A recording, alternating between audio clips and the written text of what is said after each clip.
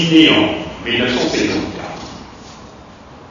dans la région de l'Ouest, à Champs, plus précisément. Et j'ai commencé comme greffier avant d'intégrer l'avocature. Je me suis marié le 11 novembre 1984 d'une belle dame au nom de Kenfak Yvette. Certainement, vous avez deviné, mesdames et messieurs, qui je suis. Oui, je suis maître Zangueux Martin. Je suis extrêmement surpris de voir autant de personnes, au lieu que ces personnes se retrouvent plutôt dans la salle d'audience, mais que l'on se trouve là, pareil, dans les robes. Je voudrais bien comprendre ce qui se passe. Madame la Présidente de la Cour, y a-t-il une audience spéciale? Monsieur le procureur général, y a-t-il une audience spéciale?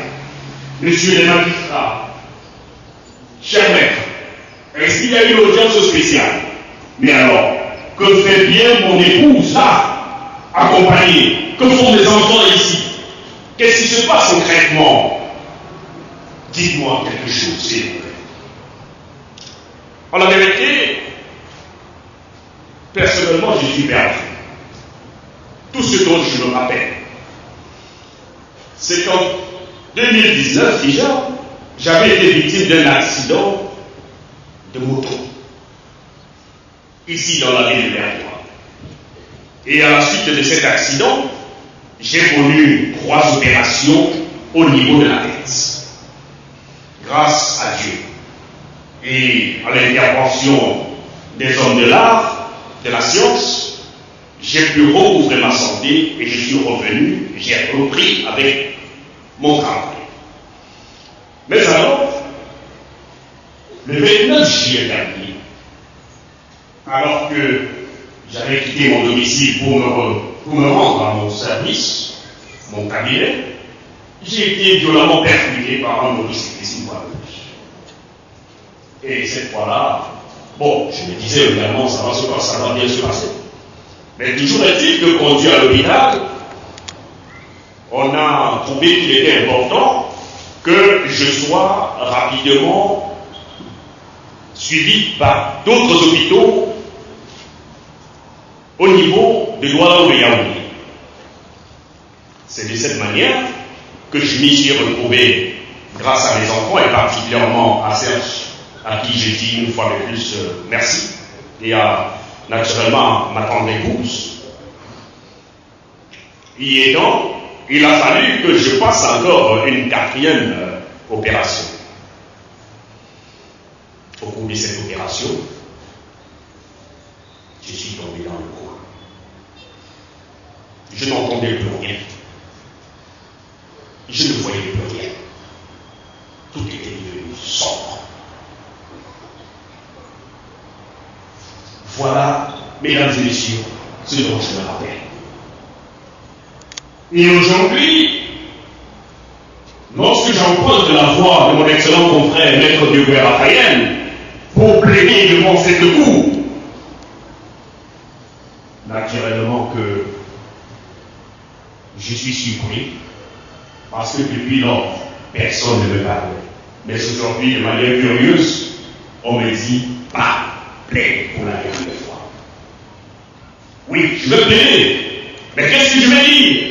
Sinon, me tourner vers ma grande épouse et lui dire, Yvette, ma chérie, tu sais, depuis 1984, que je t'ai connu, tu as toujours accepté d'endosser les tables de ton mari, parce que je ne suis pas parfait. Ça, moi, je le dis clairement, et je l'ai toujours reconnu. Oui, tu m'as toujours supporté, et tu m'as toujours montré combien tu m'aimes. Pour cela, ma chérie, je te suis très reconnaissant, au total. Mes chers enfants,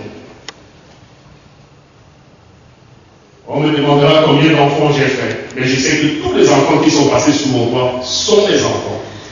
Parce que vous avez tous été traités de la même manière, pas de distinction.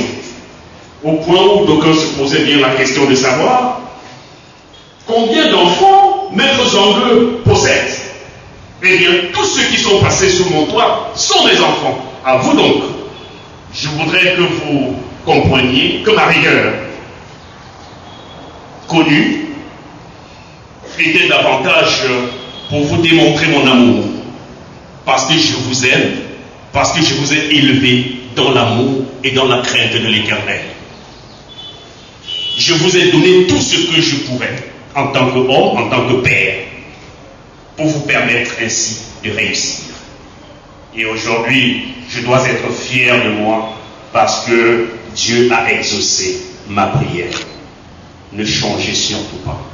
Mais sachez aussi que vous avez votre mère et que vous devez toujours vous occuper de votre mère. Honore ton père et ta mère.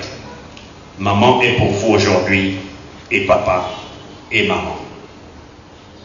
À mes petits-enfants, très nombreux, je voudrais dire, désormais je suis un ange pour vous. Vous ne me verrez plus physiquement, mais au moins,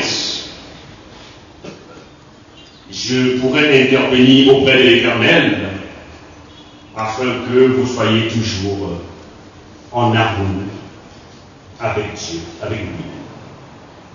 Soyez sans rassurés, grand-père sera toujours avec vous. Mes très chers confrères, chacun de vous, certainement, a gardé de moi une parole, une action, un geste quelconque. Je voudrais que vous compreniez que dans ma posture de doyen des avocats dans la région de l'Est, j'ai toujours mis au devant la confraternité, ce principe très cher à notre corporation. Parce que prévu par la disposition de l'article 67 de notre règlement intérieur d'avril 2005, j'ai toujours mis au devant la loyauté. Dans le cadre de cette confraternité, la confiance, sans naturellement remettre en cause les intérêts des justiciables et même de la justice. Je vous ai toujours dit comment vous devez prendre votre confrère, comment vous devez considérer votre confrère. Et je suis heureux d'avoir entendu tout à l'heure Maître Kamoua, mon successeur dans le Moyen-Âge, non seulement reconnaître qu'il ne m'avait pas bien compris à l'époque, mais qu'aujourd'hui, il a assumé la leçon.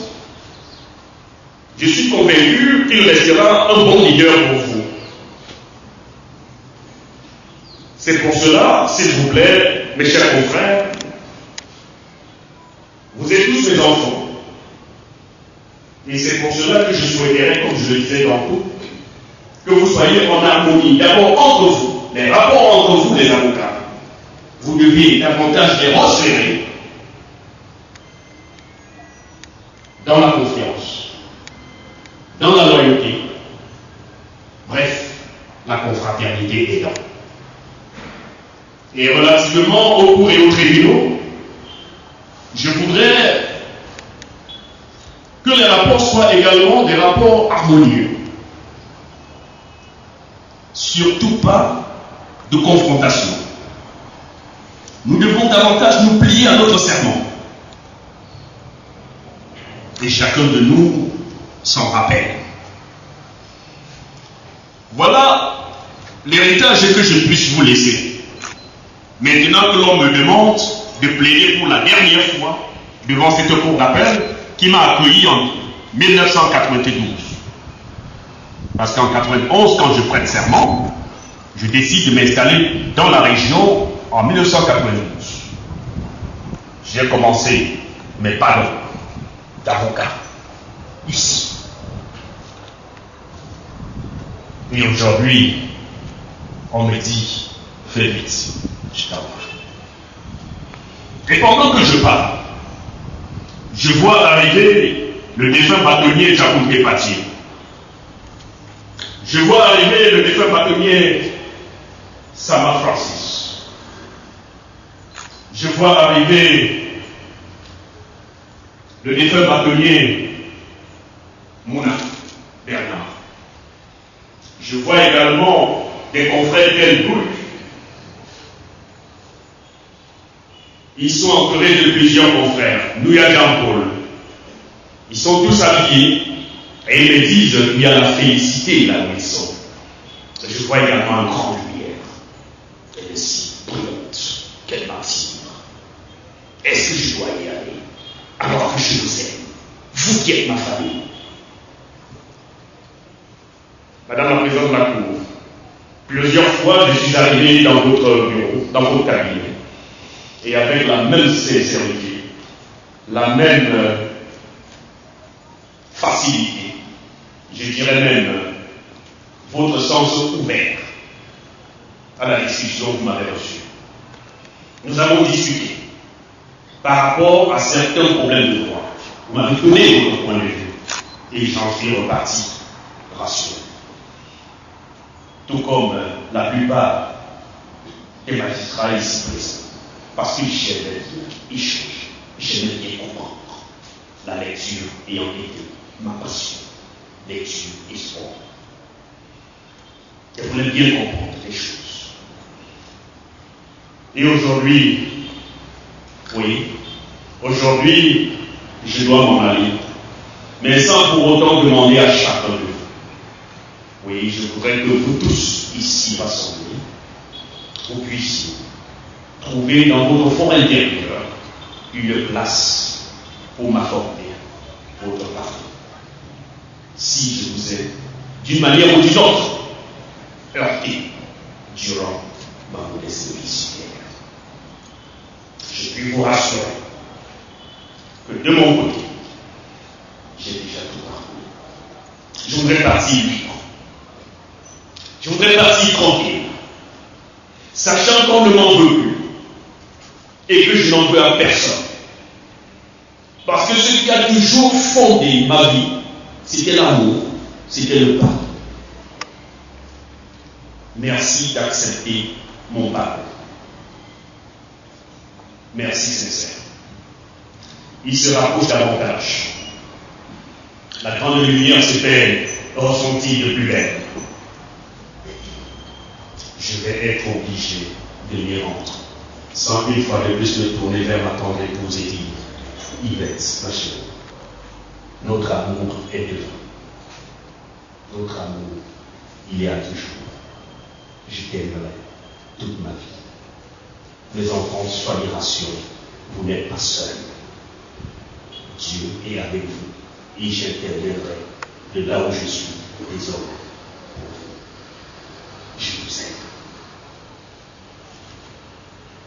Mesdames et messieurs, il s'en est allé. Oui, mais elle est partie. Parce que je ne le ressens plus. Désormais, il est là, couché dans ce cercueil. Je ne peux plus rien dire. Désormais, on l'appellera corps. On l'appellera dépouille. On lui donnera tous les noms. Mais, parce que ce n'est plus lui, il est parti.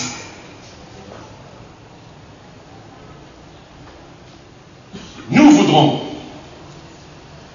à la suite de tout ceci, plaider très respectueusement qu'il plaise à l'avocat des avocats, qui est Jésus-Christ, de recevoir notre frère, notre confrère, auprès de lui. Lui qui a passé son temps à défendre les hommes. Puisse l'avocat des avocats recevoir l'avocat des hommes auprès de lui, auprès de sa félicité. En le faisant, ce ne serait certainement que justice. Mon cher confrère, ce n'est pas un adieu, loin s'en faut. Mais c'est que avant que tu ne fûs conçu dans le sein de ta mère, moi l'Éternel, je te connaissais et je t'avais établi ce que tu es. Tu n'as suivi que ton destin. À chacun de nous de suivre le sien. Va en paix.